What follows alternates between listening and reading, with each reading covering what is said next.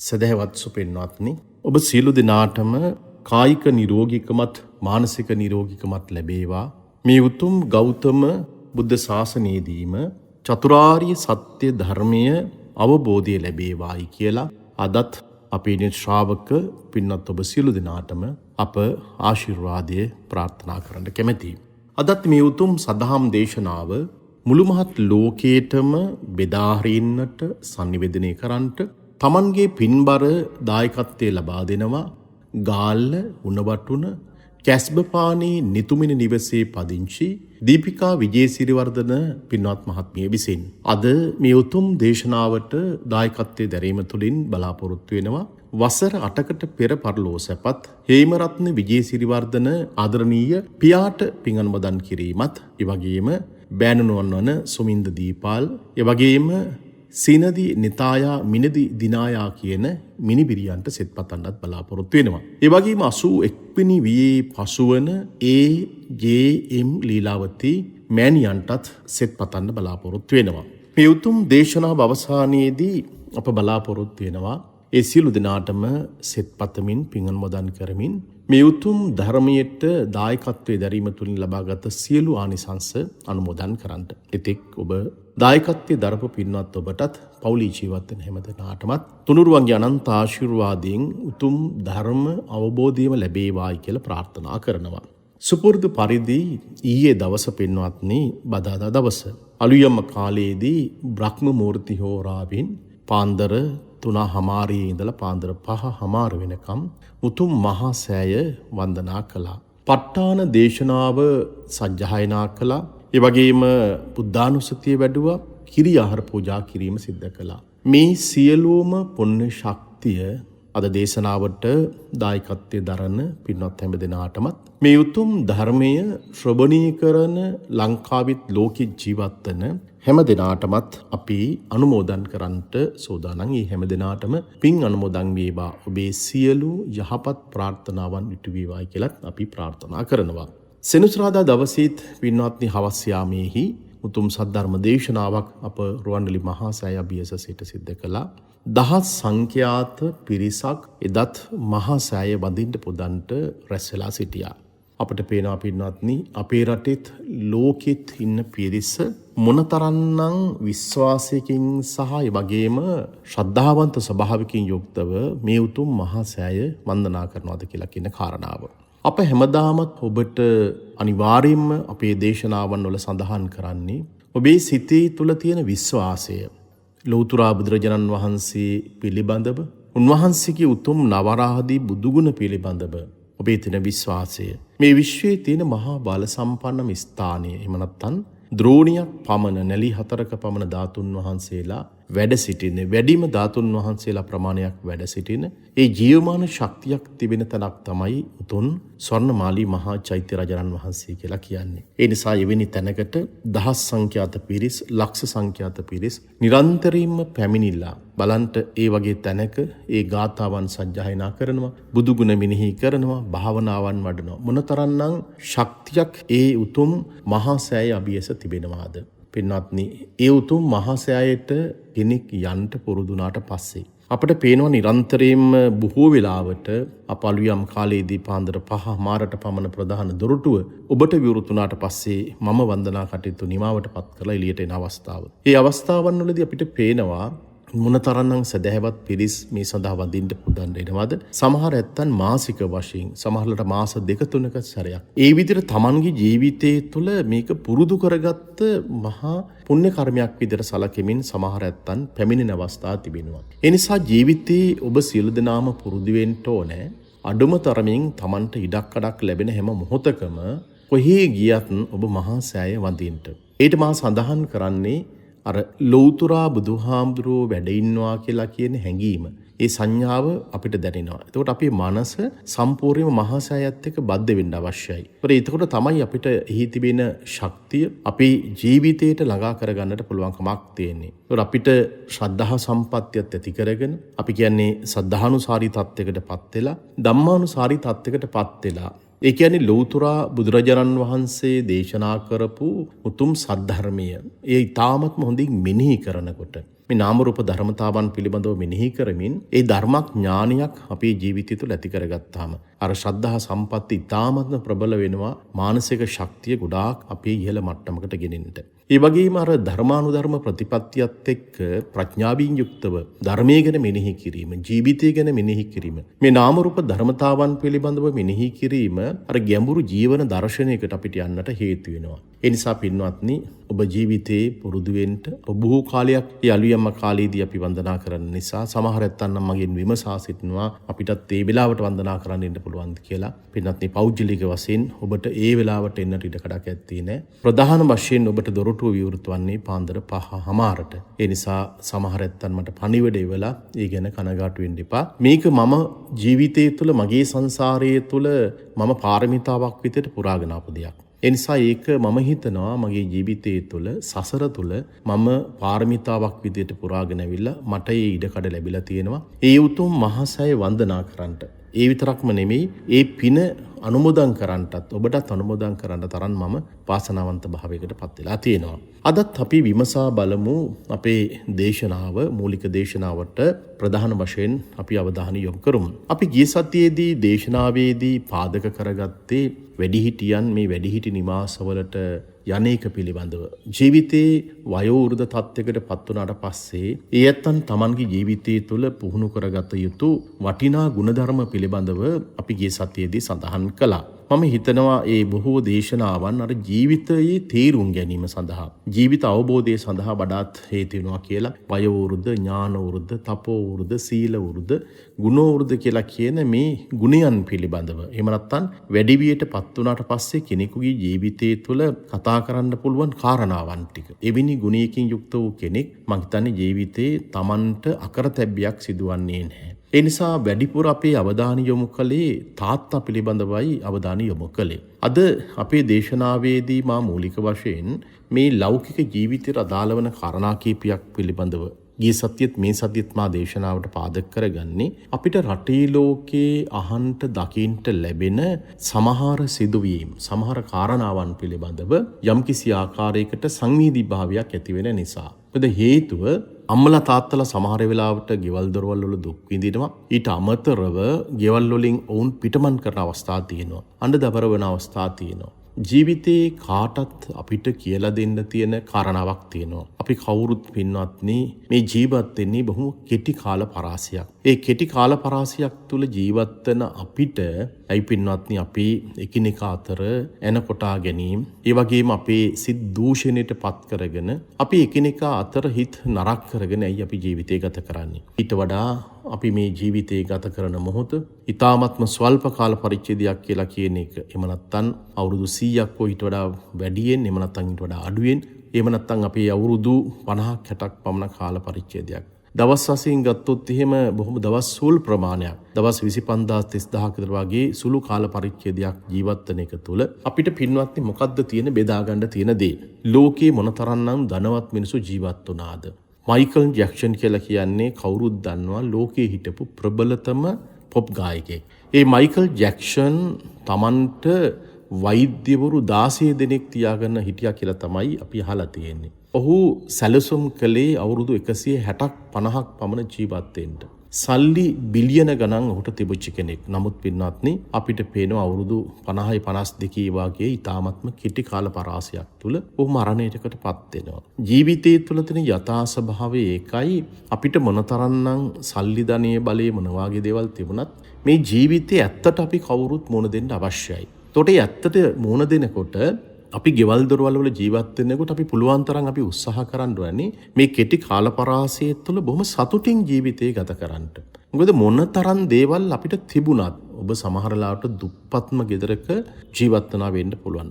සමහරවිට ඔබ විශාල මන්දිරයක ජීවත් වෙනවා වෙන්න පුළුවන්. ඒව නැත්නම් වෙනත් රටකට ගිහිලා ජීවත් වෙනවා වෙන්න පුළුවන්. ලෝකේ කොතනකට ගිහිල්ලා ජීවත් වුණත් අපිට පින්නත් හිතේ සතුටින් ජීවත් වෙන්න බැයි නම් අපි මේ ජීවත් වීමේ ප්‍රතිඵලය කුමක්ද? ඒ නිසා තමයි ලෞතුරා බුදුරජාණන් වහන්සේ හැම වෙලාවක් තුළදීම අපට අවධාරණය කළේ අර සතිමත් භාවය කියලා කියන එක ඉතාමත්ම වැදගත් වෙන හොඳ සිහි කල්පනාවකින් යුක්තව. අර අපේ ජීවිතවල තියෙන මේ අවුල් සහගත ස්වභාවයේ බොහෝ වෙලාවට ඇති වෙන්නේ හරියමං ආකාරයකට සිහි කල්පනාවක් අපේ ජීවිතය තුළ නැතිකම. ඒතර මිනිස්සෙකුට Tamanගේ ජීවිතය තුළ නිසියාකාර විදියට හොඳ සිහි කල්පනාවක් ජීවිතය තුළ තියෙනවා නම්, ඒ කියන්නේ සතිමත් භාවය. ඒ සතිමත් භාවය කියලා කියන්නේ අපි කල යුත්ත නොකල යුත්ත මොකක්ද, කතා කල යුත්ත නොකල යුත්ත මොකක්ද කියලා කියන එක පිළිබඳව යෝනිසෝ මනසිකාරකින් යුක්තව හොඳ සිහි කල්පනාවක් යුක්තව කටයුතු කරනවා නම් මං හිතන්නේ අපිට මේ ගැටුම්කාරී ස්වභාවයක් අපේ ජීවිතය තුළ දකින්නට පුළුවන්කමක් ලැබෙන්නේ නැහැ. ඒ නිසා පින්වත්නි, ලෞතර බුදුහාමුදුරන්ගේ ධර්මයේ කියලා කියන්නේ අපිට බොහොම ජීවමාන ආකාරයකට අපේ ජීවිතේ සම්බන්ධ කරගන්න පුළුවන්. භාග්‍යතුන් වහන්සේගේ ධර්මයේ කියලා කියන්නේ පින්වත්නි, ඕනෙම ප්‍රශ්නයකට ඕනෙම ගැටලුවකට පිළිතුරක් තථාගතයන් වහන්සේගේ ධර්මයේ තුල තියෙනවා. ඒ නිසා තමයි අපි මෙවැනි මාතෘකාවක් පිළිබඳව ඔබට දේශනා කරන්නට බලාපොරොත්තු වෙන්නේ. ඒතර මෙවැනි මාතෘකාවක් අපි විශේෂ වශයෙන් පාදක කරගන්නෙත් අර ජීවිතයේ තුල තියෙන සමහර කාරණාවන් පිළිබඳව. ඒ කියන්නේ අපිට ගැටුමකින් තොරව සාමකාමී විද්‍යට සතුටින් එකිනෙකා අතර ආදරයේ සෙනෙහස ලිංගතුකම සහ අවබෝධය තුළ ජීවත් වීම සඳහා තමයි අපිට මේ කාරණාවන් ඉතාමත්ම වැදගත් වෙන්නේ. අද මේ දේශනාව සඳහා මා පාදක කරගන්නේ ලෞතර බුදුරජාණන් වහන්සේ සංයුත්ත නිකායේ දේශනා කරපු පුරිස කියලා කියන සූත්‍රය. ඒ පුරිස කියන සූත්‍රයේහි මූලික පාලි පාඨය තමයි මා ඔබට දේශනාවට පාදක කරගත්තේ. අද මේ දේශනා පාඨයත් ඒ වගේම සාම්ප්‍රදායික වශයෙන් අපේ නැන්දම්මයි සහ ලේලි අතර තියෙන ඒ පුංචි ගැටුම පිළිබඳවත් අපි කතා කරන්න අවශ්‍යයි. මේ කාරණාවන් මේ බොහොම සමාජීය කාරණාවන් පින්නත් මේවා තේරුම් ගන්නකොට අර සමාජ විද්‍යාව පිළිබඳව මනෝවිද්‍යාව පිළිබඳවත් අපිට යම්කිසි ආකාරයකට හැදෑරීමක් අවශ්‍ය වෙනවා. එතකොට මේ යම්කිසි ආකාරයකට සමාජ විද්‍යාව සහ මානව විද්‍යාව පිළිබඳව හැදෑරීමක් එක්ක තමයි මේ කරුණු කාරණාවන් පිළිබඳව අපට සාකච්ඡා කරන්නට පුළුවන්කමක් තිබෙන්නේ. දැන් මේ මූලික ගාථා පාඨයේ තුල තියෙන කාරණාව තමයි ලෞතර බුදුරජාණන් වහන්සේ දේශනා කරනවා, මහණෙනි, මේ අංග පහකින් සමන්විත වෙච්චි පුරුෂයා විතර ආකාරයකට මිනිසෙක් සිටිනවා නම් ඒ මිනිසයා මේ ස්ත්‍රියකට යම්කිසි ආකාරයකට කැමැත්තක් දක්වනවා. ඒතර මේ ලෝකේ අපට තියෙන එකම ප්‍රශ්නේ තමයි කැමැත්ත අකමැත්ත කියලා කියන කාරණාව. අපි බෙදලා වෙන්කිරීමක් කරන්නේ කැමැති සහ අකමැති කියලා කියන කාරණාවන්. දැන් බලන්න, ලෝභය ඇතුලේහි අපිට කැමැති දේවල් පිළිබඳව අපි එකතු කර ගැනීමක් කරනවා. ඒ වගේම දේශී ඇතුලේහි අපි අකමැති දේවල් අයින් කර ගැනීමක් සිදු කරනවා. දැන් බලන්න බොහොම සරලයිනේ අපේ ජීවිතය ගැන හිතනකොට කල්පනා කරනකොට අපි ලෝකේ ජීවත් වෙනවයයි කියලා කියන්නේම අපි කැමති දේවල් එකතු කර ගැනීමත් අකමැති දේවල් අයින් කිරීමත්. දැන් මේක මිනිස්සෙකුට මුළු ජීවිත කාලය පුරාවටම කරගන්න බැරි වෙච්ච කාරණාවක්. ඒ නිසා තමයි යා මෝහයටපත් වෙනවා, මුලාවටපත් වෙනවා. ඒතර මුළු ජීවිත කාලයේම අපි උත්සාහ කරන්නේ අපි කැමති දේවල් එකතු කරගන්නටත් අකමැති දේවල් අපි අයින් කරගන්නත්. පින්වත්නි, ලෝකේ කරගන්න පුළුවන් ද ඔබට ඒ වැඩි. අපට පේනවා අපි කොච්චර ලෝකේ ජීවත් වෙන්න උත්සාහ කළත් මේ උත්සාහය ඇතුලේහි මැරෙනකම්ම අපි කැමති දේවල් අපිට එකතු කරගන්නට හැකියාවක් ඇත්තේ නැහැ. අකමැති දේවල් අපිට අයින් කරගන්න විදියක් ඇත්තෙත් නැහැ. ඒ නිසා තමයි මෝහයටපත් වෙනවා, මුලාවටපත් වෙනවා. මගේ ලෞතර අමාමේනී බුදුරජාණන් වහන්සේ අපට දේශනා කළේ මේ ජීවිතයේ තුල ජීවත් වෙන මිනිස්සු තමන්ගේ ජීවිතයේහි අවසන් කාලයේ, එහෙම නැත්නම් සියලු මිනිස්යාම මරණයටපත් වෙන්නේ, කියන්නේ බොහෝ මිනිස්සු මරණයටපත් වෙන්නේ ජීවිතයේ අතෘප්තිකර ආකාරයට කියලා කියන කාරණාව. දැන් බලන්න, අපි ලෝකයේ තුල කැමති දේවල් කොච්චර දේවල් තියෙනවද? දැන් ඔබ අම්මා කෙනෙක් විදිහට, තාත්තා කෙනෙක් විදිහට ඔබේ නිවසේ ඔබ ජීවත් වෙනකොට, ඔබ වැඩ කරන කාර්යාලයේ සහ අනිකුත් තැනක ජීවත් වෙනකොට හැම වෙලාවක් තුළදීම ඔබ උත්සාහ කරන්නේ මට ඕන ආකාරයකට පවතින්න ඕන කියලා කියන කාරණාව. පින්නති, ඔබට ඕන ආකාරයකට පවතින්නේ නැහැ. ඒක ලෝක ධර්මතාවක්. මොකද හේතුව වෙනස් වීමේ ධර්මතාවට සියල්ලම යටත්. දැන් ඔබ අම්මා කෙනෙක්, තාත්තා කෙනෙක් විදිහට හිතනවා නම් මගේ දරුවෝ ටික, මගේ බෑනාවරු ටික, මගේ ලේලිවරු ටික, මුණුබුරෝ මිනිබිරියෝ ටික ඔක්කොම මම හිතන ආකාරයකට, මම කියන ආකාරයකටම ජීවත් වෙන්න ඕනේ කියලා හිතුවොත්, කල්පනා කළොත් ඔබට අනිවාර්යයෙන්ම සිද්ධ වෙනවා යම් කිසි ගැටුම්කාරී තත්ත්වයක් ඇති කරගෙන හිතේ අතෘප්තියක් ඇති කරගෙන ජීවිතය ගත කරන්න. ඒ නිසා මේ ලෝකයේ තුළ ජීවත් වෙන ස්වභාවයේ தත්ත්වය තමයි පින්වත්නි අපට කවදාවත් අපි හිතන ආකාරයකට පතන ආකාරයකට අපි කැමති ආකාරයකට ලෝකයේ පවතින්නේ නැහැ. අන්නේ ධර්මතාව තේරුම් ගැනීම තමයි තාමත් වැදගත් වෙන්නේ. මම පන්සලේ ඉන්නකොට මගේ ඉන්න ගෝල බාලෝ 20ක් 30ක් ඉන්නවනම් ඒ ඔක්කොම මම හිතනවා මම හිතන ආකාරයකට මම ප්‍රාර්ථනා කරන ආකාරයකට මින්ද කියලා පින්වත්නි එතන එක්තරා ආකාරයකට මුලාවිච්ච ස්වභාවයක් තියෙනවා. මොකද හේතුව ඒ සියලු දෙනාම මම හිතන ආකාරයකට ප්‍රාර්ථනා කරන ආකාරයකට පින්වත්නි පවතින්නේ නැහැ. එතකොට අපිට තේරුම් ගන්න ඕනේ අර ගියක් ඇතුලේ යම් කිසි ආකාරයකට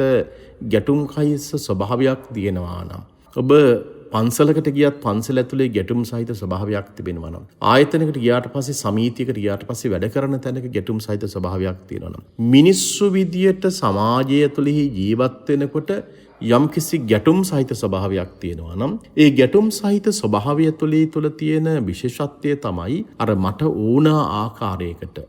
ඕන ආකාරයකට පවතින්න ඕන කියලා කියන ධර්මතාවත් ඔබ සම්පූර්ණයෙන්ම ඔබ ඒකේ මිදිලා ඉන්න නිසා එහෙම නැත්නම් ඔබ ඒක ග්‍රහණය කරගෙන තිබෙන නිසා. ඒතර අපි තේරුම් ගන්න ඕනේ මට ඕන ආකාරයකට ලෝකේ පවතින්නේ නැහැ. පවතින අනිත්‍යතා දර්ශනයක් තියෙනවා, අනිත්‍යතා ධර්මයක් තියෙනවා. ඒ ධර්මයට අනුකූලව තමයි අපි ජීවිතය ගත වෙන්න ඕන කියලා කියන කාරණාව තේරුම් ගත්තාම හරි පහසුයි අර gedaraක ජීවත් වෙන්න. දැන් බලන්න පුරුෂයෙක් වුණාට පස්සේ ඒ පුරුෂයා කාන්තාවකගෙන් ප්‍රාර්ථනා කරන දේවල් 5ක් පිළිබඳව මේ බුද්ධ දේශනාවන් වල සඳහන් වෙනවා. බලන්නකො දැන් චතුරාර්ය සත්‍ය ධර්මයේ පටිසම්පාදයේ මේ නාම රූප ධර්මතාවන් පිළිබඳව. ඒතොර අපි මේ දේශනාවන් සියල්ලම සිදු කරන විට මිනිස්සෙක් විදිහට Tamanගේ අර හිත හදාගන්න පුළුවන්, ජීවිතේ හදාගන්න පුළුවන් කාරණාවන් පිළිබඳව මගේ ලෝතුරා බුදුරජාණන් වහන්සේ අපිට අවධාරණය කළා තියෙනවා. ඒතොර පින්වත් මහණෙනි මේ පුරුෂයෙක් ඒකාන්ත වශයෙන්ම ස්ත්‍රියගෙන් කැමති වෙනවා. මොකද්ද කැමති වෙන්නේ? පුරුෂයෙක් හරි කැමැත්තක් දක්වනවලු ඇය එක්තරා ආකාරයකට රූප සම්පත්තියෙන් යුක්තව ඉන්නවා නම්, ඒ වගේම භෝග සම්පත්තිය එනවා නම්, සිල්වත්ව ඉන්නවා නම්, දක්ෂයි නම්, කම්මැලිකමක් නැත්තම්, දරුවන් ලබනවා නම්, මේ කියන ගුණයන්ගෙන් යුක්ත වූ කාන්තාවකට පිරිමියෙක් කැමති වෙනවා කියලා කියනවා. හැබැයි ඔකම අනිත් පැත්ත ගත්තොත් එහෙම කාන්තාවකුත් ඒ වගේම තමයි.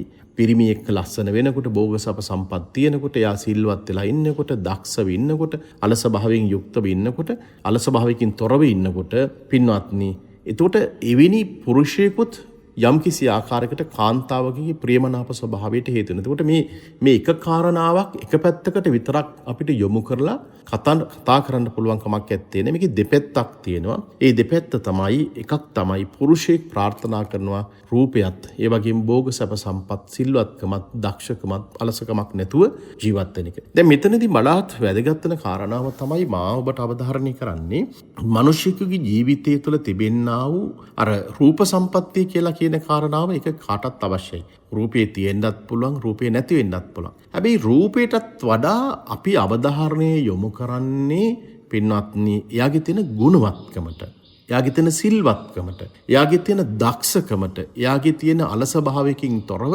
කටයුතු කිරීමේ ශක්තියක් තියෙනවා නම් අපි ඒක තමයි එක්තරා ආකාරයකට ඇගීමකට ලක් කරන්නේ. දැන් අපිට පේනවා සමහර වෙලාවට ඔබට ජීවිතයේ තුළ මුණ ගැහිලා ඇති බොහෝම රූප සම්පත්තියෙන් ඉහළ අය. ඒ කියලා කියන්නේ පංච කල්යාණෙම තියෙනවා. යාගේ කේශ කල්යාණේ තියෙනවා, දන්ත කල්යාණේ තියෙනවා, චවි කල්යාණේ තියෙනවා. මේ හැම දෙයක්ම යාගේ හිබෙමි දෙක ලස්සනයි, කොණ්ඩේ දිගයි, පොත්ත සුදු පාටයි, මේ සියල්ලම තියෙනවා. හැබැයි පින්වත්නි යාගේ හිත ඇතුලේ ජීවත් වෙන්නේ යක්ෂණියක් නම් මොන රූප සම්පත්තියක් තිබුණත් බාහිර ලෝකයේ තුල යාගේ ජීවිතය තුළ ඉන්නේ යක්ෂණියක් නම් යා කිසිසේත්ම වටිනා කෙනෙක් බවට පත් වෙන්නේ නැහැ. ජීවිතේ අපිට මුණ ගැහිලා තියෙනවා රූප සම්පත්තියක් ඇත්තේ නැහැ. හැබැයි යාගේ විතරම බැලුමට මිනිස්සෙකුට රූපයක් පේන්නේ නැහැ. හැබැයි යාගේ ගුණවත්කම කියලා කියන එක ඉතාමත්ම ඉහළයි. ලෝකයේ තුල මිනිස්සු බලන්න ඕනන්නේ යාගේ තියෙන බාහිර වශයෙන් තියෙන රූප සම්පත්තිය නෙමෙයි.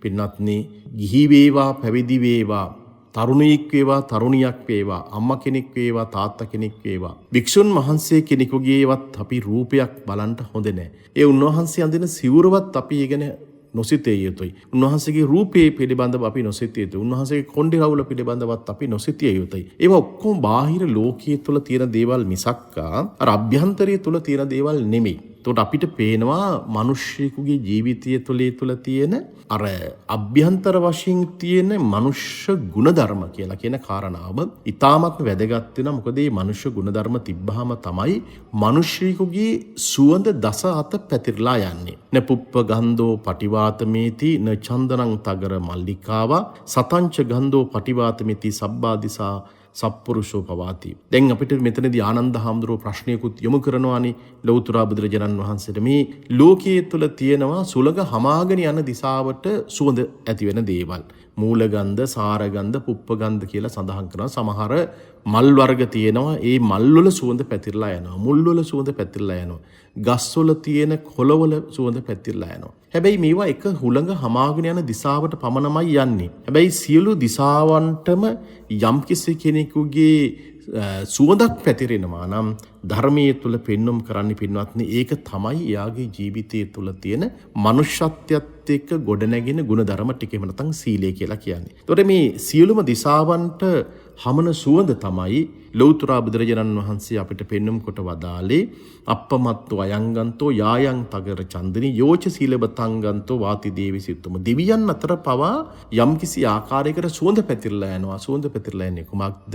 මේ මිනිස්යාගේ ජීවිතය තුළ තියෙන මනුෂ්‍යත්වයත් එක්ක ගොඩනැගෙන වඩාත් යහපත් වූ ගුණධර්ම. අපි මෙහෙම ගත්තොත් එහෙම යම්කිසි කෙනෙක් තෙරුවන් සරණ ගියා නම්, පන්සිල් රකින්නවා නම්, ඒ වගේ මසුරුකමක් නැත්තම්, යම්කිසි දේවල් දෙන්නට යාගේ හිත අද්දික පුරුදු වෙලා තියෙනවා නම්, දුගී දුප්පත් මිනිසුන්ට දන් දීම සිද්ධ කරනවා නම්, කරුණාව, දයාව, මෛත්‍රී වගේ දේවල් යාගේ ජීවිතය තුළ තිබෙනවා නම්, කතා කරනකොට බොහොම කටුක විදියට කතා කරන්නේ නැතුව මෘදු මොලොක් විදියට කතා කරනවා නම්, මිනිස්සු විවේචනය කළ පහත් කරලා කතා කරන්නේ නැත්නම්, අන්න ඒ කියන ගුණධර්ම යාගේ ජීවිතය තුළ තියෙනකොට පින්වත්නි අපිට පේනවා යා වටිනා මිනිසෙක් බවට පත් වෙනවා. ඒ වටිනා මනුෂ්‍ය ගුණධර්මයක් තියෙන කෙනෙකුගේ සුවඳ. ඒතර අපිට පේනවා යාගේ තියෙන ඇඳුම් පැළඳුම් වලින් හෝ කොණ්ඩෙන් හෝ එයා ජීවත් වෙන ගෙවල් වලින් මේ ගුණය මනින්නට හැකියාවක් ඇත්තේ නැහැ. ඒ නිසා සමහර වෙලාවට බොහෝම දුප්පත් තැනක, සමහරවිට බොහොම ගොවිකම් කරුවෙක් විදිහට ජීවත් වෙන කෙනෙක්, සමහරවිට යාචකෙක් වෙන්නත් පුළුවන්කමක් තියෙනවා. එවිනි මිනිසුන්ගේ ජීවිත ඇතුළේ අර ලොකු මිනිසුන්ගේ ජීවිත තුළ නැති සමහර වටිනා සත්පුරුෂ ගුණධර්ම තියෙනවා. එවැනි ගුණයක් තියෙනකොට ඒ ගුණයේ පින්වත්නි මේ ලෝකේ හැමතැනම පැතිරලා යනවා. දෙවියන් අතර පැතිරලා යනවා. දෙවියන් අතර පවා ප්‍රසාදයට ලක් වෙනවා. එතකොට අපිට පේනවා බාහිර ලෝකයේ තුල තියෙන භෞතික දේවල් වලට වඩා මිනිස්සෙක් Tamanගේ ජීවිතයේ තුල අපි පුරුදු වෙන්න ඕන, පුහුණු කරගන්න ඕන පින්වත්නි.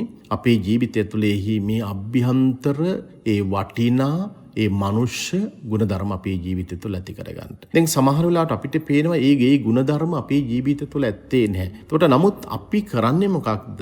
ලෝකයේ ඉන්න මිනිසුන්ට සමහරලාට උපදෙස් දෙන්න යනවා. අපි ඉස්සලා පුරුදු වෙන්න ඕනේ. අපේ ජීවිතය තුළෙහි මේ වටිනා ගුණය අපි සොයා ගන්නට, එහෙම නැත්නම් ඒවා පුරුදු පුහුණු කරගෙන. ඒකට Tamanට ලොකු ආත්ම විශ්වාසයක් ඇති වෙනවා. ඔබට ලොකු ආත්ම විශ්වාසයක් ඇති වෙනවා. ඔබ කරන හැම යහපත් වූ ක්‍රියාවක්ම දැන් හිතන්න Tamanගේ අම්මා තාත්තට සලකන දේ වෙන්න පුළුවන්. ඊළඟට යාචකයන්ට සලකන දෙයක් වෙන්න පුළුවන්. නැතිබරි කෙනෙකුට යම් කිසි දෙයක් දෙන දෙයක් වෙන්න පුළුවන්. ඒ වගේම බොහෝම දුප්පත් කෙනෙකුට බෙහෙත් ටිකක් අරන් දෙනවා වෙන්න පුළුවන්. ඔබ එක කෑම වේලක් සමහරලාට දවසකට 3 වේලක් ඔබ කෑම කනවා නම් ඇතැම් වෙලාවට එක කෑම වේලක් තවත් යාචකයෙකුට දෙනවා වෙන්න පුළුවන්. දුප්පත් කෙනෙකුට දෙනවා වෙන්න පුළුවන්. ගැබිනි මවකට දෙනවා වෙන්න පුළුවන්. ඉතින් ඒක ඔබට වටිනා ගුණයක් නේ. ඔබට මේ ජීවිතය තුළ ඒව බොහෝම හිතේ සතුටින්ම ජීවිතය තුළ කරන්න පින්නත්නි පුරුදු වෙන්න ඕනේ. ඒකට හිතේ සතුටින්ම මේ දේවල් කරන විට තමයි අපිට පේන්නේ අර මිනිස්සුගේ ජීවිතය තුළ තියෙන මේ ආධ්‍යාත්මික తত্ত্বය.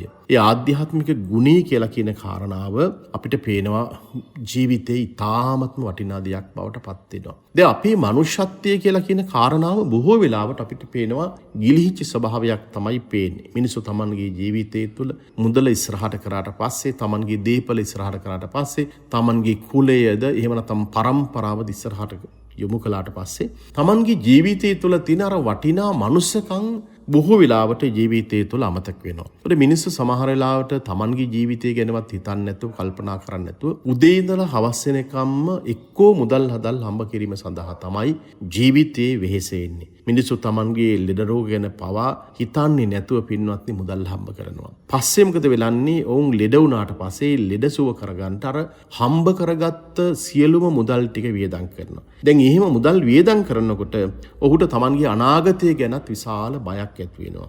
ඇත්ත වශයෙන්ම එතකොට ඔහු වර්තමානෙත් අසතුටින් ජීවත් වෙනවා. අනාගතය පිළිබඳවත් ඔහු ඉතාමත්ම බයකින් චකිතකින් යුක්තව Tamanගේ ජීවිතය ගත කරනවා. මේකේ අවසාන ප්‍රතිඵලය තමයි ඇත්තටම අර යම්කිසි වෙලාවකදී ජීවිතේ හැම වෙලාවක් තුළදීම අතෘප්තිකර ආකාරයකට මනුෂ්‍යයා ජීවත් වෙලා ජීවිතයේ අවසන් හුස්ම පොදපවා හෙලන්නේ ඉතාමත්ම අතෘප්තිකර ස්වභාවකින් යුක්තව. එතකොට අපිට පේනවා අපේ ජීවිතය තුළෙහි මේ මනුෂ්‍යත්වය කියලා කියන එක වර්ධනය කරගත්තාම ඒක කොච්චර ඉතාමත්ම වටිනා දෙයක් බවට පත් වෙනවද. දැන් මා ඔබට සඳහන් කළා ගිය සතියේ අර තාත්තා පිළිබඳව මම දක්වපු නිසා අද මේ කාරණාවේදී අර මනුෂ්‍යත්වයේ ගුණය වර්ධනය කරගන්න ගමන් අපි කොහොමද අපිට ගයක් ඇතුළේහි අපේ අම්මා තාත්තත් එක විශේෂයෙන් අපේ නැන්දම්මත් ලේලිත් කියලා කියන චරිත දෙක ඉතාම වටිනවා. අපිට පේනවා සමහර නැන්දම්මාවරුන්ට බොහොම බෝසත් ගුණ තියෙන ලේලිවරු හම්බෙනවා.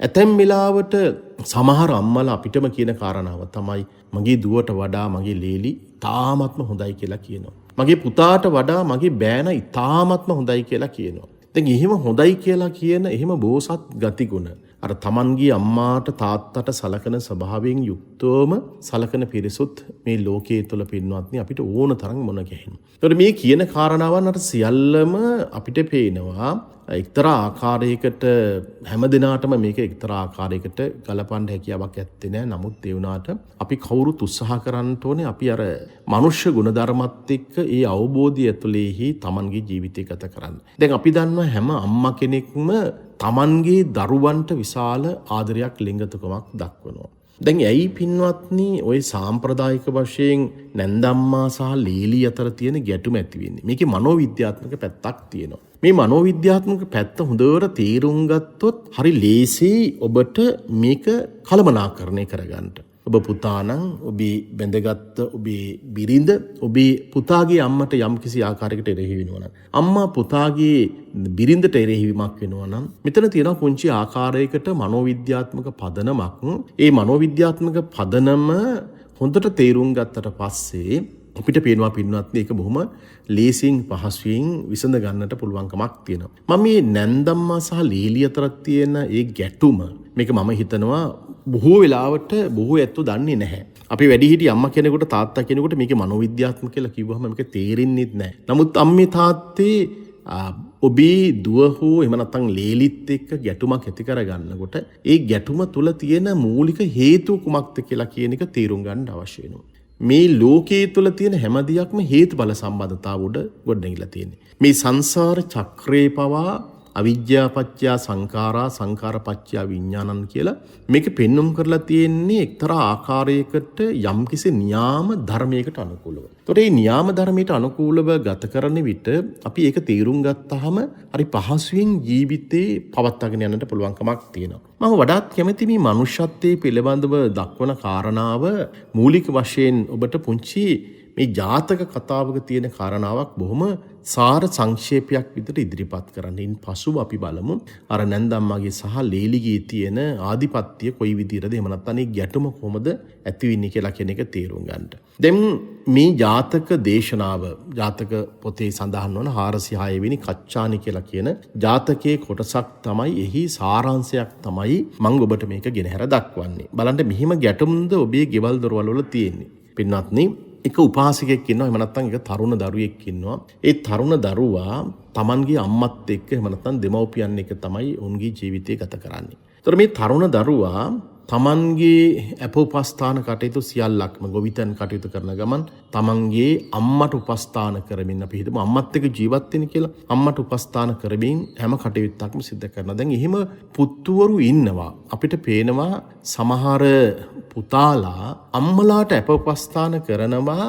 ඒ කියන්නේ Tamanගේ දියණියක් විසින් කරන්න තියෙන ඒ උපස්ථානේ පුතාගේ අතින් එක සිද්ධ වෙනවා. අපි උදාහරණයක් විතර ගත්තොත් එහෙම අම්මගේ තියෙන කැතකුණු ටික අත ගන්න එක, අම්මට පැම්පස් එකක් අඳනනගේ පැම්පස් ටික අඳන එක, මේ හැම කටයුත්තක්ම එක්කෝ යම්කිසි ආකාරයකට නාවන කටයුත්ත, මේ සියල්ලක්ම පුතෙක් අම්මගේ සියලු කටයුතු සිද්ධ කරනවා. පින්වත්නි, එහෙම අය අපිට මුණ ගැහිලා තියෙනවා ජීවිතය තුළ.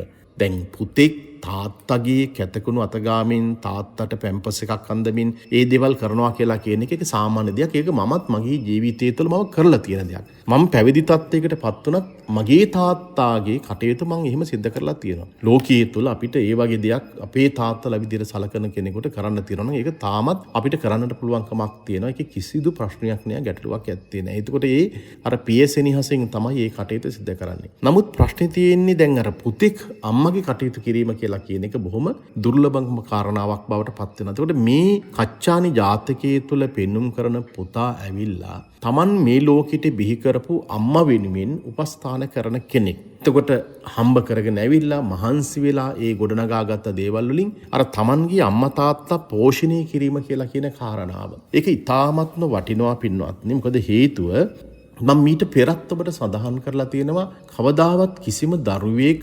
Tamanගේ මුවින් පිට කරන්න එපා. මං අම්මට තාත්තට කණ්ඩ මාසයකට රුපියල් 10-15000ක බඩු ගිහින් දානවා කියලා කියන්න එපා. එහිම කියනකොටම පේනවා ඒ අම්මා තාත්තා පිළිබඳව ඔබේ හදවත ඇතුලේ කිසිදු ආකාරයකට ගෞරවයක් ඇත්තේ නැහැ. ඒ අම්මලා තාත්තලාට බොහොම ආදරයෙන් ගෞරවයෙන් යුක්තව පූජනීයත්වයෙන් යුක්තව අපි සලකන්න ඕනේ. හැම මිනිස්යාගේම ජීවිතය තුළෙහි යම්කිසි ආකාරයකට ප්‍රශ්න ගැටලු තියෙනවා තමයි. අඩුපාඩුකම් ලෝකයේ තුල කාගේද නැත්තේ පින්වත්නි. මේ ධර්ම දේශනා කරන මගෙත් ඕන තරම් අඩුපාඩුකම් තියෙන්න පුළුවන්. අපි පෘථජ්ජන මිනිස්සුනි, මේ සසර තුල අපි තාමත් අපි උත්සාහ කරන්නේ මේ ජීවිතයේ තීරුම් අරගෙන මේ කෙලෙස් බරිත ස්වභාවයෙන් නිදහස් වෙලා මේ කෙලෙස් වලින් නිදහස් වීම සඳහා තමයි අපි සම්පූර්ණයෙන්ම අපි මේ ජීවිතය තුළ අපි උත්සාහ කිරීමක් කරන්නේ. එතකොට මේ යන ගමන ඉතාමත්ම අපහසු ගමනක්. ඒ ගමන ඇතුළේහි යම්කිසි මිනිස්සෙකුට ඒ තියෙන අඩුපාඩුකම් දුර්වලකම් ජීවිතය තුළ ඕන තරම් මුණ ගැහෙන්න පුළුවන්. බලන්න මේ බෝසත් පුතා තමන්ගේ අම්මා තාත්තට ඉතාමත්ම හොඳින් සලකමින්. බලන්න එතකොට ඒ ගුණය මිනිස්සෙකුගේ ගුණය මොනතරම්නම් වටිනා ගුණයක් බවට පත් වෙනවද? ඒතර මේ ගුණය ඇතුලේ තමයි යාගේ ජීවිතය පිළිබඳව අපිට මනින්නට පුළුවන් කමක් තියෙන්නේ. හැබැයි මේ අම්මා තමන්ගේ පුතා වෙනුවෙන් කියන කාරණාව ඉතාමත් වැදගත් වෙනවා. අම්මට හිතනවා මේ පුතා මොනතරම්නම් මහන්සි වෙනවද මං වෙනින්. මට කණ්ඩ බොණ්ඩ දෙන්න අපෝපස්ථාන කරන්න කොච්චරනම් මහන්සි වෙනවද. දැන් එවැනි ගුණයක් අර මුදිතා ගුණයක් බොහෝ අම්මලා තාත්තලාගේ සිත් තුළ තියෙනවා. අම්මා කෙනෙක් තාත්තා කෙනෙක් තමන්ගේ ජීවිතය තුළ පුරුදු වෙන්න ඕනේ. ඒ තමන්ගේ දරුවෝ වෙහෙස වෙනවා නම් මහන්සි වෙනවා නම් ඒ පිළිබඳව හිතන්න කල්පනා කරන්න අපි හිත පුරුදු කරගන්න ඕනේ. දැන් ඔබ හිතන්න ඔබ සමහරලාට අම්මා කෙනෙක් තාත්තා කෙනෙක් විදිහට වැඩිහිටියෙක් විදිහට ඔබ ගෙදර ජීවත් වෙන්නේ. ඔබ වැඩකට යන්නේ නැහැ. කිසිදු ආකාරයකට වැඩ කටයුත්තක නිරත වෙන්නේ නැතුව ඔබ ගෙදෙට්ට වෙලා සමහර වෙලාවට පුටුවකට වෙලා වාඩි වෙලා ඉන්නවා, එක්ක ඇඳේ නිදාගෙන ඉන්නවා. දැන් එහෙම හිතනකොට ඔබ හිතන්නකෝ ඔබේ දරුවෝ කොච්චර මහන්සි වෙනවද කියලා. ඔබත් ඔබේ ජීවිතය තුළ මහන්සි වුණා තමයි. සමහරලාට එදාට වඩා අද ඉන්න දරුවෝ ගොඩක් මහන්සි වෙනවා. ආර්ථික ප්‍රශ්න විශාල ප්‍රමාණයක් තියෙනවා. මුදල් හදල් වල බරපතල ගැටලු ප්‍රශ්න තියෙනවා. ගෙවල් දොරවල් වල දරුවන්ට උගන්වන එක සහ නිකුත් කටයුතු වල විශාල ප්‍රශ්න ගැටලු රාශියක් මැද්දේ තමයි වුන් ජීවත් වෙන්නේ. වැඩ කරන ආයතන වල ප්‍රශ්න ගැටලු තියෙනවා. ඒතර අපි දරුවෝ පිළිබඳව අපේ සිත් තුළ එක්තරා ආකාරයකට අනුකම්පාවක් ගොඩ නැගෙන්න ඕනේ. ඒතර මෛත්‍රී සහගත සිතක් ගොඩ නැගෙන්න ඕනේ. මුදිතා ගුණයක් කියලා කියන එක ගොඩ නැගෙන්න ඕනේ. ඒතර එහෙව් දරුවන්ට හැම වෙලාවක් තුළදීම අපේ පිරිසුදු හදවතින් අපි ප්‍රාර්ථනා කරන්න ඕනේ. මගේ පුතාට යහපතක් වෙන්න. මගේ දුවට යහපතක් වෙන්න. මුණුබුරු මිනිබිරියන්ට යහපතක් වෙන්න. කිසිම මිනිස්සෙකුට හිංසාවක් පීඩාවක් නැතුව යහපත් මිනිස්සෙක් විදිහට ජීවත් වෙන්න කියලා කියන කාරණාව ඒ විදිහට තේරුම් අරගෙන ඒක අවබෝධයෙන් යුක්තව කටයුතු කරනවා නම් පින්වත්නි, ඒක ඉතාමත් වැදගත් වෙන. ඒක තමයි අර අම්මා කෙනෙකුගේ ජීවිතය තුළ තියෙන වටිනා ගුණය.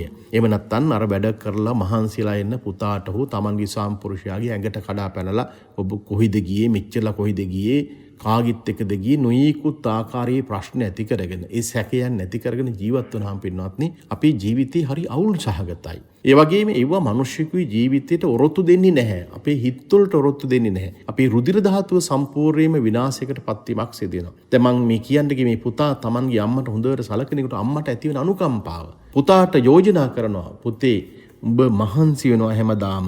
ඒ නිසා මහන්සි වෙන නිසා ඔබගේ ජීවිතේට කවුරු හරි ලේලියක් එහෙම නැත්නම් සහකාරියක් ගේන්න කියලා කියනවා. ඒතකොට ලේලියක් එහෙම නැත්නම් සහකාරියක් ගෙනාපුවාම ජීවිතේ ඒ කරන කොටස් ටික බෙදලා යනවා. හැබැයි මේ පුතා කියන්නේ නෑ අම්මා මට මේක තනියෙන් කරන්න පුළුවන්. ඒ නිසා අම්මගේ උපස්ථාන කටයුතු මේ සියල්ලක්ම කරන්න පුළුවන් කියලා කිව්වත් මේ පුතා අවසානයේදී අම්මගේ වචනයට ඇහුම්කන් දෙනවා. අම්මගේ වචනයට ඇහුම්කන් දීලා පින්වත්නි ලේලියක් ගේනවා. ලේලිය ගෙනාපු මුල් දවස් ටිකේම මේ නැන්දම්මට එහෙම නැත්නම් පුතාගේ අම්මට හොඳට සලකනවා. ඔය සාමාන්‍යයෙන් අපි දන්නවා ගෙදරකට ලේලියක් ආවට පස්සේ ඒ ලේලිය ආපු මුල් සති 2-3 ඇතුළත අපිට පේනවා ඉතාමත්ම හොඳට ලස්සනට බොහොම ප්‍රියමනාප ස්වභාවයෙන් යුක්තව hina වෙලා කතා කරලා කනට ඇහෙන්නවත් නැති විදිහට තමයි කතා කරන්නේ. අපිට පේනවා දැන් ඒ ඉස්සර එහෙම ස්වභාවයක් තිබුණා. හැබැයි දැන් මේ තරුණ වයසේ ජීවත් වන දරුවන්ගේ ඇතැම් වෙලාවට මංගල සාද පිළිබඳව අපි දකිනවා. ඒ මංගල සාද සමාජ මාධ්‍ය ජාලාවල අපිට පේනවා ඒ වගේ තියෙන පිරිහීම අපිට පේනවා ඇත්තටම අනාගත කාලයේහි පමණක් නෙවෙයි වර්තමානයේම තමන්ගේ අම්මා තාත්තට නෙමෙයි නැන්දම්මට මාමට ගහන්න එළියට ඇදලා දාන්න අඩම තරමින් අර කටක් කැරලා අම්මා හෝ තාත්තා හෝ කියන්න බැරි තරමටම සමහර වෙලාවට ඒ වචන පාවිච්චි කරනවා. මම ඒකින් අදහස් කරන්නේ නැහැ ඔබේ අම්මට අම්මා කියනවා වගේම මහත්තයාගේ හෝ නෝනාගේ අම්මටත් අම්මා තාත්තා කියලා කතා කරන්න පුළුවන් නම් ඒක ඉතාමත් වටිනවා. අර අම්මා කියලා කියන වචනයක් ඇතුළේහි ලොකු වටිනාකමක් තියෙනවා. කෙනෙකුට තාත්තා කියලා කතා කරනකොට ඒකේ ලොකු වටිනාකමක් තියෙනවා. දැන් හැම අම්මා කෙනෙකුටම හැම ගැහැණියෙකුටම පිරිමියෙකුටම වයසට ගියපු අයට හම්බෙන්නේ කවුරු හරි කෙනෙක් ඔබේ දරුවෝ හැරෙන්නට අම්මා හෝ තාත්තා කියලා කතා කරන අවස්ථා ඉතාමත්ම අඩුවෙන් හම්බෙන්නේ. එක්කෝ ඔබට කතා කරන්නේ නැන්දා, එහෙම නැත්නම් මාමා, එහෙම නැත්නම් අන්ටි, එහෙම නැත්නම් අංකල් ওই විදිහට කතා කරන්නේ. හැබැයි ඔබට කතා කරනවා නම් අම්මා කියලා කතා කරනවා නම් තාත්තා කියලා කතා කරනවා නම් පින්වත්නි ඒක කොච්චර වටිනවද? දැන් අර ගෙදෙට්ට ගෙනාපු ලේලි ටික දවසක් යනකොට අම්මා තාත්තත් මේ අම්මට ඉතාමත්ම හොඳට ඒ කටයුතු සිද්ධ කරනවා. හැබැයි ටික දවසක් යනකොට අපිට පේනවා වෙනස් වෙනවා. ඔන්න වෙනස් වීමේ ධර්මතාව ගොඩ නැගිලා තියෙනවා. ටික කාලයක් යනකොට මෙයා කියන්න පටන් ගන්නේ මේ අම්මා හින්දා මේ ගෙදර කිසිම දෙයක් අපිට කරගන්න විදියක් නැහැ. අඩම තරමින් මේ අම්මා ඉන්න නිසා මට දරුපලයක්වත් ලැබෙන්නේ නැහැ.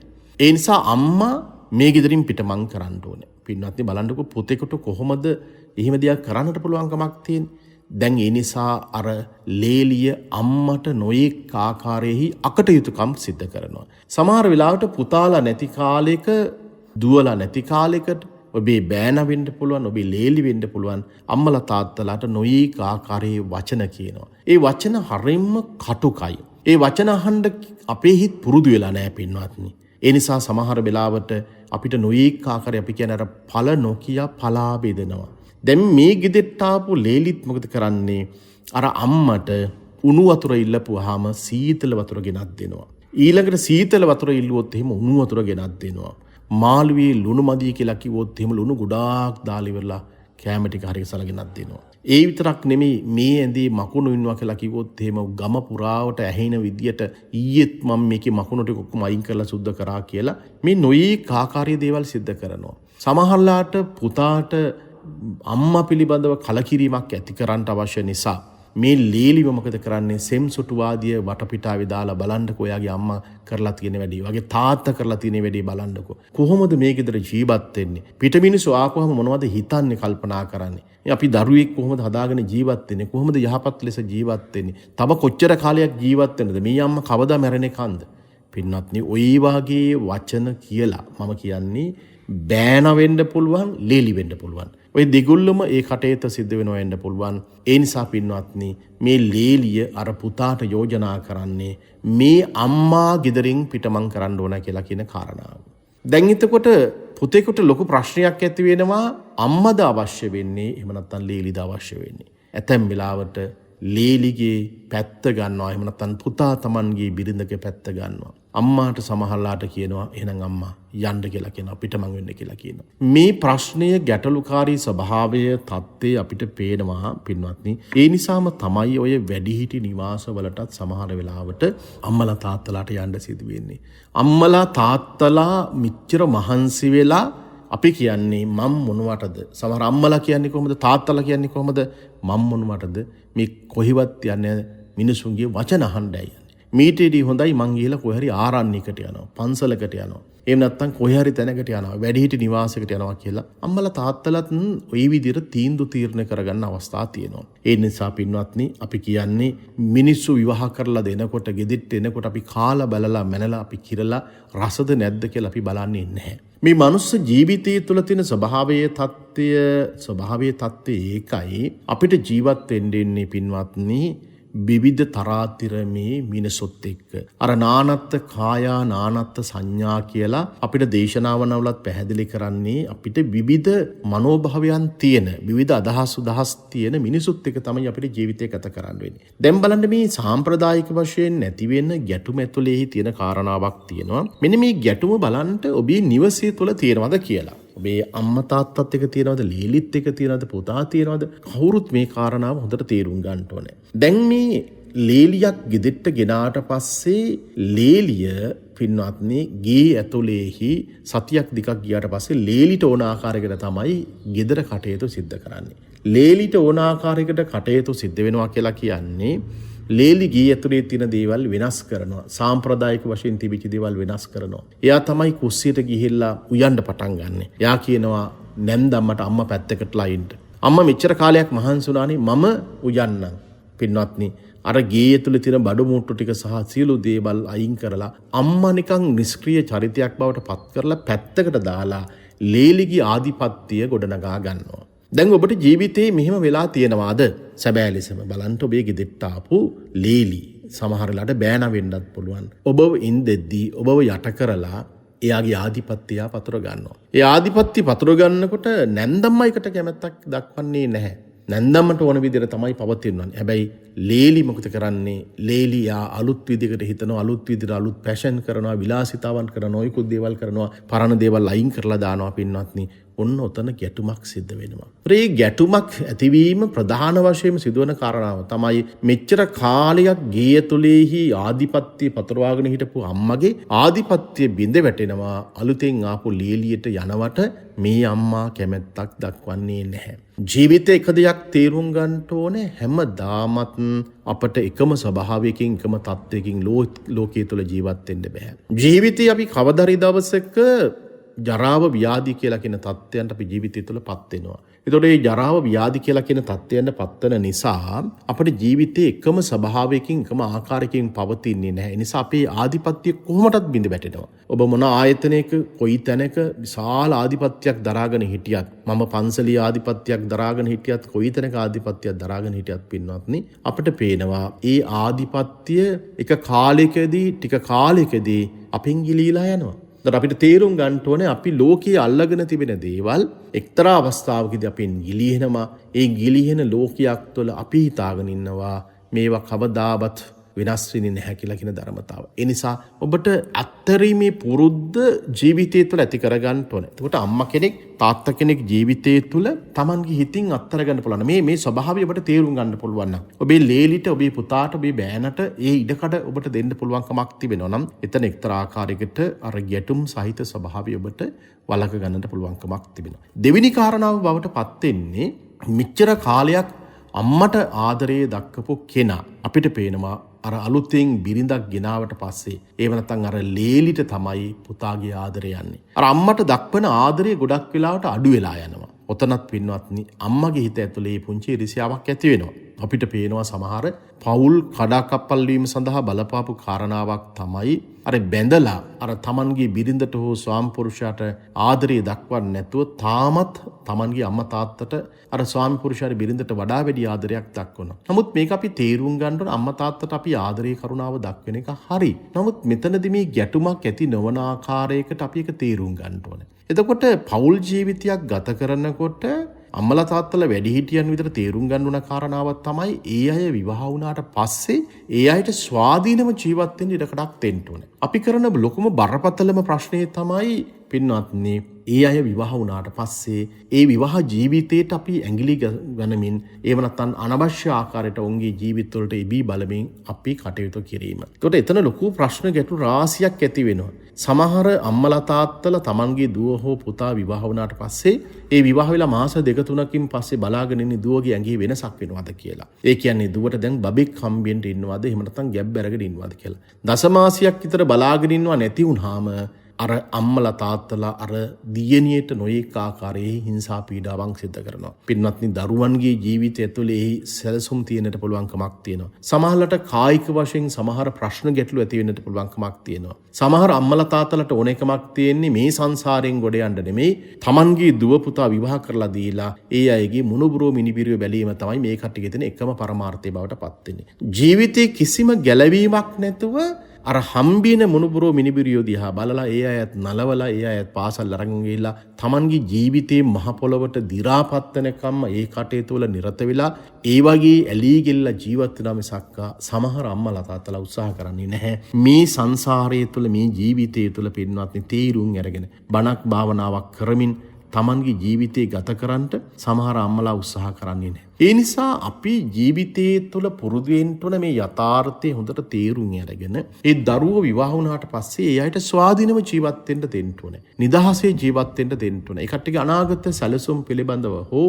ඔවුන් පිළිබඳව කටයුතු කරන දේවල් පිළිබඳව ඔවුන්ට නිදහසක් දීලා ඔබ අයින් වෙන්න ඕනේ. කොට ඔබ ජීවිතේ අපි කවුරුත් තනි වෙනවා හුදකලාභාවයකට පත් වෙනවා කියලා කියන අවබෝධය ඇති වුණාට පස්සේ මේ සියල්ලම අපිට දාලා යන්න සිද්ධ වෙනවා කියලා කියන කාරණාව ඇති කරගත්තාම කොච්චර වටිනවද? දැන් බලන්න ලෞතර බුදුරජාණන් වහන්සේගේ උතුම් දේශනාව ගත්තට පස්සේ හැම අම්මා කෙනෙක්ම තමන්ගේ ගෙදෙට්ට එන ලේලිට හෝ බෑනට එයාට තමන්ගේම දරුවා විදියට සලකන්නට පුළුවන් නම් ඒ හිතක් ඇති කරගන්න පුළුවන් නම් ඒක තමයි මෛත්‍රියතන වර්ධනය වීමක් සිදුවන්නේ. හැම ලේලි කෙනෙක්ම හැම බෑන කෙනෙක්ම තමන්ගේ අම්මට වගේම තමන්ගේ බිරිඳගේ ස්වාමිපුරුෂයාගේ අම්මා තාත්තටත් අම්මා විදියට තාත්තා විදියට සලකන්නට පුළුවන් නම් ඒ මානසික හැඟීම ජීවිතය තුළ ඇති කරගන්න ඕනේ. අපි අර විවාහ වෙනකොට සමසද්ධා සමසීල සමචාග සමපඤ්ඤා කියලා අපි ධර්මයේ තුළ පෙන්වමු කරන ගුණධර්ම ටිකක් අපි ගලපලා මැනලා බලනවානේ පින්වත්නි. ඒ නිසා අර මෛත්‍රී සහගත සිතත්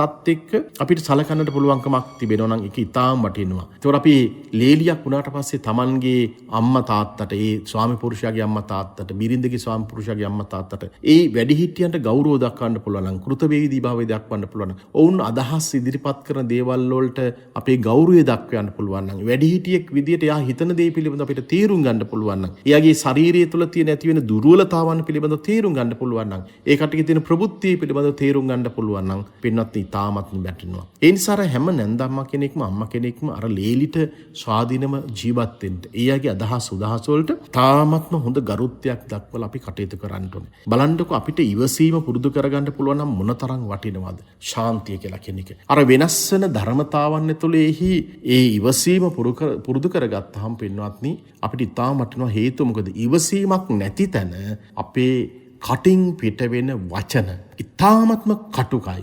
ජීවිතේ සමහර වෙලාවට අපි කියනවා ඔය වචනේ කතා කළාට වැඩිය හොඳයි මට පිහින් යනනම් කියලා. මේ වචනවල අපිට පේනවා බොහොම කටුක ස්වභාවයක් තියෙනවා. ඒ නිසා අපි කවුරුත් සම්මා වාචා කියලා කියන එක පුරුදු වෙන්න ඕනේ. හැම වෙලාවක් තුළදීම සත්‍ය දේ මෘදු දේ අපි කතා කරන්න පුරුදු වෙන්න ඕනේ. සැකේ ඇති කරගන්න එපා. කොයිම වෙලාවකදීවත් අම්මා හෝ තාත්තා හෝ පුතා හෝ ලේලි හෝ බෑනෝ කවුරුවත් නින්දා කරන්න එපා. කටුක වචන කතා කරන්න එපා. ඒ කටුක වචන කතා කරන ඇතුළේම අපිට පේනවා ඊතන මහා අපායක් බවට පත් වෙනවා. කණ්ඩ බොණ්ඩ පින්වත්නි කොච්චර තිබ්බත් මේ කටුක වචන ඇහෙනකොට ඒ වචන ඇතුළේහි මහා අමිහිරි ස්වභාවයක් තිබෙනවා නම් එපා වෙන ස්වභාවයක් තිබෙනවා නම් පින්වත්නි අපිට පේනවා ජීවිතේ මොනතරම්නම් කටුක ස්වභාවයක් ජීවිතය තුළේ තියෙනවාද. ඒ නිසා යථාර්ථය හොඳට තේරුම් ගත්ත කෙනෙකුට ජීවිතයේ අවබෝධය ඇති කරගන්න පුළුවන්. ඒ නිසා අපි ජීවත් වෙන්නේ බොහොම කෙටි කාල පරාසයක්. ඒ කාල පරාසය තුළේ අපි වඩාත් යහපත් මිනිසු ලෙස ජීවත් වෙමු කියලා කියන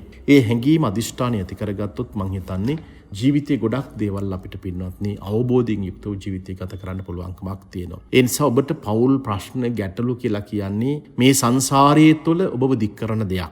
ඒ නිසා ඔබ ජීවිතේ තේරුම් අරගෙන අනිත්‍ය දුක්ඛ අනාත්ම කියලා කියන ත්‍රිලක්ෂණي හොඳට තේරුම් අරගෙන ඒ අවබෝධ කරගෙන ඒ ජීවිතය තුළ අපේ ජීවිතය ගත කරනවා නම් පින්වත්නි ඒක ඉතාමත්ම වටිනා කාරණාවක් බවට පත් වෙනවා. ඒ අවබෝධය හැම දිනාටම ලැබේවයි කියලා ප්‍රාර්ථනා කරනවා. මා ජීවත් වන මාතලේ විහාරපාරේ ශ්‍රී විද්‍යානන්ද මහපීරියන් විහාරස්ථානයේ ඔබ දන්නවා මම විශ්වවිද්‍යාලය ඉගෙනීමේ කටයුතුත් මේ ධර්මදේශනා කටයුතු සමාජ සේවා කටයුතු වගේම පිරියන් විහාරස්ථානයේ කුඩා ස්වාමින් වහන්සේලා රාශියක් බලා ගනිමින් මේ ලෝකයට ඒ අය දායාද කරමින් ජීවත් වෙන කෙනෙක්. ඉතාමත්ම කාර්යබහුලව අපේ ජීවිතය ගත කරන්නේ. ඒ අතරතුර තමයි අපි බදාදා දවසේදී අලුයම්ම කාලයේදී උතුම් මහා සෑයත් ඒකත් නොහැරම අපි වන්දනාමාන කිරීම සිදු කරන්නේ. ඒ නිසා අපි හදලා වඩලා ස්වාමින් වහන්සේලා ලෝකෙට ඉදිරිපත් කරන්නේ මේ තථාගත ධර්මයේ ගෙනියන්නට.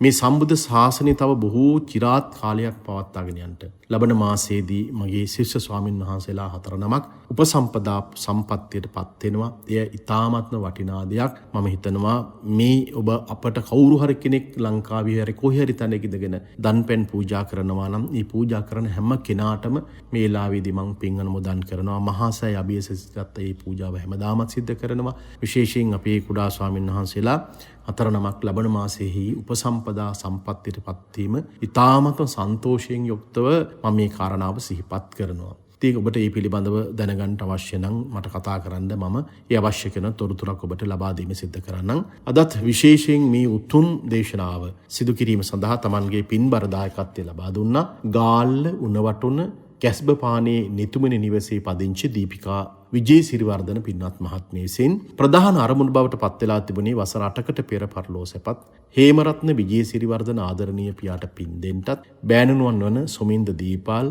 ඒ වගේම සිනදි නිතායා මිනිදි දිනායා කියන මිනිබිරියන්ට සෙත්පතන්නත් බලාපොරොත්තු වෙනවා. 81 වෙනි වියේ පසුවන ඒජෙම් ලීලාවති මෑණියන්ට සෙත්පතන්නත් බලාපොරොත්තු වෙනවා. අද උතුම් දේශනාවට දායකත්වයේ දරපු පින්වත් ඔබටත් පවුලේ ජීවත් වෙන මේ මෑණියන් ඇතුළු හැම දිනාටමත් මුණුබුරු මිනිබිරියන් ඇතුළු බෑනාවරුන් ඇතුළු හැම දිනාටමත් ඒ වගේම මේ උතුම් ධර්මීය ශ්‍රවණය කරපු ලක්වාසී ලෝකවාසී ඔබ සියලු දිනාටමත් උතුම් දලදා හාමුදුරුවන්ගේ පිහිට ලැබේවා. ජයසිරි මහා වහන්සේගේ පිහිට ලැබේවා. මහා සෑය පිහිට ආශිර්වාද ලැබේවා. නිදුක් වේවා, නිරෝගී වේවා, චිරජීවන ලැබේවා. උතුම් ධර්ම අවබෝධයම ලැබේවායි කියලා ප්‍රාර්ථනා කරනවා. අද මේ උතුම් දේශනාව සඳහා Tamanගේ පින්බර දායකත්වය ලබා දුන්න පින්වත් ඔබගේ පවුල් වල මිය ගිහින් සියලු දෙනාට පින් අනුමෝදන් වේවා. ඒ වගේම මේ උතුම් ධර්මීය ශ්‍රවණය කරපු ලක්වාසී ඔබගේ පවුල් වල මිය ගිහින් යම් කිසි පිරිසක් සිටිනවා නම් ඒ සියලු දෙනාටමත් පින් අනුමෝදන් වේවා. මේ රට ජාතියගෙන ජීවිතේ කැප කරලා අපවත් ඉවදල සියලු ස්වාමින් වහන්සේලාට රණවිරුවන්ට පින් අනුමෝදන් වේවා. මේ පින් බලයෙන් හැම දිනාටමත් උතුම් නිවන් අවබෝධ වේවායි කියලා ප්‍රාර්ථනා කරනවා. විෂ්ණු කතරගෙම සමන් විවේසන ආදී සියලුම අල්පේසාක්‍ය මහේසාක්‍ය දෙවියන්ට පින් අනුමෝදන් වේවා. දෙවියන්ගේ දිව්‍ය සම්පත් වර්ධනය වේවා. මේ පින් බලෙන් දෙවියන්ද අපි හැම දිනාද පතන බෝධියකින් නිවනින් සැනසීමටපත් වේවා. ආකාසට්ටා ච බුම්මට්ටා දේවානාගා මහින්దికා පුඤ්ඤන්තං අනුමෝදිත්වා චිරං රක්ඛන්තු ලෝක සාසනං. ආකාසට්ටා ච බුම්මට්ටා දේවානාගා මහින්దికා පුඤ්ඤන්තං අනුමෝදිත්වා චිරං රක්ඛන්තු දේශනං. ආකාසට්ටා ච බුම්මට්ටා දේවානාගා මහින්దికා පුඤ්ඤන්තං අනුමෝදිත්වා චිරං රක්ඛන්තු ත්වං සදාති. හැම දිනාටම සම්මා සම්බුදු සරණයි. සාදු සාදු සාදු. අද බ්‍රහස්පතින්දා නෙතෙෆෙම් ධර්ම දක්ෂිනාව පැවැත්වීම සඳහා වැඩමවන්නට යෙදුණු මාතලේ විහාරපාරේ ශ්‍රී විද්‍යානන්ද මහාපිරිවෙන් විහාරස්ථානයේ විහාරාධිපති ශ්‍රී ලංකා රජරට විශ්වවිද්‍යාලයේ මහාචාර්ය අතිපූජනීය ඔලගන්වත්තේ චන්දසිරිනායක ස්වාමින් වහන්සේට අපි කවුරුත් ඉන්න තැනක සිට හයියෙන් හඬනගා සාදු හඬක් පවත්වමින් නිදුක් නිරෝගී සුව චිරජීවනය හා උතුම් ධර්මාවබෝධය ලැබේවායි කියා ප්‍රාර්ථනා කරමු. ඔබට අපි සතුටින් සිහිපත් කරන්නට ඕනේ 2026 වර්ෂයේ පොසොන් පුරපසළොස්වක පොහෝ දිනය නිමිති කරගෙන නෙතෙෆෙම් රේඩියෝව ඔන්න මෙවර සීතල බණ්ඩාරවෙල පුරවරයේ තමයි රැඳී සිටින්නේ. නේත්‍රාලෝක ධර්මවිජය පොසොන් උදානයට සමගාමීව පින්කම් රාශියක් සිදු කිරීමට කටයුතු සූදානම් කරලා තියෙනවා. ඉතින් ඒ අතර විශේෂයෙන්ම අපි සිහිපත් කරන්නට ඕනේ ජූනි මාසේ 26 වනදා සිකුරාදා දිනයේදී හැමෝටම එන්න කියලා ආරාධනා කරනවා බණ්ඩාරවෙලට. බණ්ඩාරවෙල පොසොන් මහා පෙරහර වීථි සංචාරය කිරීම රාත්‍රී 7ට සිද්ධ වනවා. ඒ වගේමයි 27 වනදා සෙනසුරාදා සවස 4ට නේත්‍රාභී වන්දනා මහා ධාතු නමස්කාර පින්කම් මාලාව ආරම්භ වනවා. බක්කුල මහා චෛත්‍යරාජානන් වහන්සේගේ ධාතු ගර්භයේ තැන්පත් කර තිබෙන උතුම් වූ සර්වඥ අස්ති ධාතුන් වහන්සේලා තමයි මේ විදිහට නමස්කාර කරන්නට, දකින්න, බලන්න, වඳින්න, පුදන්න ඔබට අපි අවස්ථාව උදා කරලා දෙන්නේ.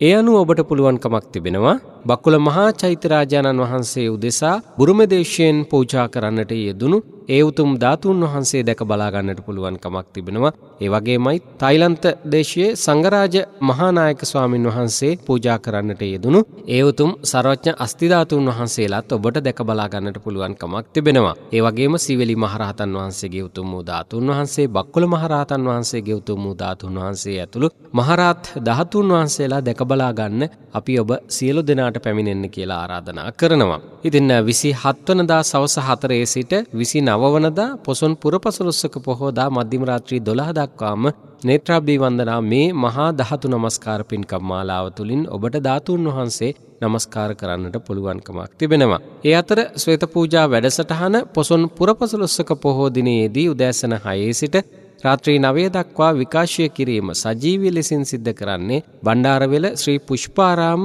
ධර්ම විජය පිරිවෙන් විහාරස්ත පුණ්‍ය භූමියේ සිටයි අතිපූජනීය පොල්ගම්පොළ ඉන්දානන්ද නායක ස්වාමින් වහන්සේගේ අවවාද අනුශාසනා පරිදි මේ සියලු කටයුතු සාර්ථක කරගන්නට බණ්ඩාරවෙල තරුණ බෞද්ධ සංගමය තමයි අපිට සංවිධාන ශක්තිය ලබා දෙන්නේ. ඉතින් උදෑසන 6ට අෂ්ටාංග සීලය සමාදන් කරවීමෙන් ආරම්භ කරන මේ ශ්වේත පූජා වැඩසටහන තුල උදෑසන 8ට සජීවී ධර්මදේශනාවත් ඉන් අනතුරුව 9:15ට ආරම්භ වන සජීවී ධර්ම සාකච්ඡාවත් පැවැත්වීම සඳහා වැඩම වන්නේ අතිපූජනීය මොළමුරේ සුජාත ස්වාමීන් වහන්සේ. පස්වරු 2ට දහවල් ධර්මදේශනා පැවැත්වීම සඳහා විශේෂයෙන්ම ධාතුන් වහන්සේ වන්දනාමාන කිරීමේ වටිනාකම පිළිබඳව ඔබට උතුම් වූ ධර්මදේශනාවක් ශ්‍රවණය කරන්නට පුළුවන්. අතිපූජනීය මාතලේ කුසල ධම්ම ස්වාමීන් වහන්සේ තමයි ඒ උතුම් ධර්මදේශනාව පවත්වනු ලබන්නේ. ඉන් අනතුරුව සවස 4ට සවස ධර්මදේශනාව පැවැත්වීම සඳහා අතිපූජනීය ගලපිටගල පේමරතන ස්වාමීන් වහන්සේගේ වැඩමවීම සිද්ධ වනවා. පස්වරු 5:30ට ආශිර්වාද බෝධි පූජාව මෙවර පැවැත්වීම සඳහා අතිපූජනීය මැදිරිගිරියේ පුඤ්ඤසාර ස්වාමීන් වහන්සේ වැඩම වනවා. රාත්‍රී 7ට අතිපූජනීය වල්පොළ ගෞතම ස්වාමීන් වහන්සේ වැඩමවා සජීවී ධර්මදේශනාව පවත්වන අතර රාත්‍රී 8ට අදිෂ්ඨාන බුදුගුණ මහා පහන් පූජාවක් පවත්වනවා. ඉතින් ධාතුන් වහන්සේ වන්දනාවත් සමගින් තමයි මේ උතුම් වූ පූජාව පවත්වන්නේ. ලෝකයටම ආශිර්වාද කරලා අතිපූජනීය මීදනීය විනීත ස්වාමීන් වහන්සේ තමයි ඒ උතුම් පූජාව පවත්වනු ලබන්නේ. ඒ නිසා අපි ඔබ සියලු දෙනාට ආරාධනා කරනවා ජූනි මාසයේ 26, 27, 28 සහ 29 කියන දිනයන් වල මේ සියලු පින් කටයුතු සමගින් එක්කාසු වන්න බණ්ඩාරවෙල ශ්‍රී පුෂ්පාරාම ධර්ම විජය පිරිවෙන් විහාරස්ථානයට පැමිණෙන්න කියලා. ඒ වගේම අපි ඔබට සිහිපත් කරන්නට ඕනේ පොසොන් තොරණ, පොසොන් නිර්මාණ, සැදැහැගි මේ සියලු දේවල්ද ඔබට දැක බලා ගන්නට පුළුවන් කමක් තිබෙනවා. ඒ නිසා අපි ඔබ සියලු දෙනාට ආරාධනා කරනවා මේ පාර පොසොන් පොහොය වෙනුවෙන් පවත්වන නේත්‍රාලෝක ධර්ම විජය පොසොන් උදානය සියසින් දැක බලා ගන්න පින්කම් මාලාවන් සමගින් එක්කාසු වන්න සීතල බණ්ඩාරවෙල පුරවරයට පැමිණෙන්න කියලා. පුරපසළොස්වක පොහෝ දිනයන් වල ලංකාවේ වැඩිම භික්ෂුන් වහන්සේ ප්‍රමාණයක් වැඩමවා වැඩිම ගුවන් කාලයක් විකාශය කරන ශ්වේත පූජා සජීවී වැඩසටහනක් ඔබේ ගමේ, නගරයේ, ආයතනයේ, විහෙර විහාරස්ථාන තුල විදෙස් රටක හෝ සංවිධානය කරන්නට කැමැත්තක් දක්වනවා නම් මෙන්න මේකයි අපේ දුරකථන අංකය 077 41 51 272 077 41 51 272 තමයි දුරකථන අංකය. ওই දුරකථන අංකයටම කතා කරලා ඔබ සමහර විට 8ම ස්ථාන වේවා 16ම ස්ථාන වේවා ඔබ ප්‍රදේශීය විහාරස්ථානයක වේවා ඕනෑම සජීවී ආගමික වැඩසටහනක් විකාශය කර ගැනීම සඳහා ඇමතුමක් ලබා දෙන්නට පුළුවන් කමක් තිබෙනවා. විශ්වාසවන්තව දඹදිව සියලු සිද්ධාස්ථාන ඉතාමත්ම සදැහැතියෙන් ගෞරවයෙන් වන්දනාමාන කරන්න, ශ්‍රද්ධාවෙන් වන්දනාමාන කරන්න, විශ්වාසවන්තව වන්දනාමාන කරන්න බලාපොරොත්තුවක් තිබෙනවා නම් ඔබ අත්වැල් බැඳ ගන්නට ඕනේ ට්‍රැවල් නෙත් ආයතනය සමගින්. කාර්යශූර කාර්ය මණ්ඩලයක සේවාව සමගින් සියලු සිද්ධස්ථාන ඉතාමත්ම පැහැදිලි කර දෙමින් ඔබට අවශ්‍ය කරන ගමන් පහසුකම් සලසා දෙමින් දඹදිව සියලු සිද්ධස්ථාන වන්දනාමාන කරන්නට අවශ්‍ය කරන සියලු මඟ පෙන්වීම් සිදු කරන්නේ ට්‍රැවල්නෙත් ආයතනය. එනිසා වැඩි විස්තර දැනගන්න මෙන්න මේ දුරකථන අංක සටහන් කරගන්න 0112 863 363 0112 863 363 ඒ වගේම 076 7 163 872 076 7 163 872 තමයි දුරකථන අංක.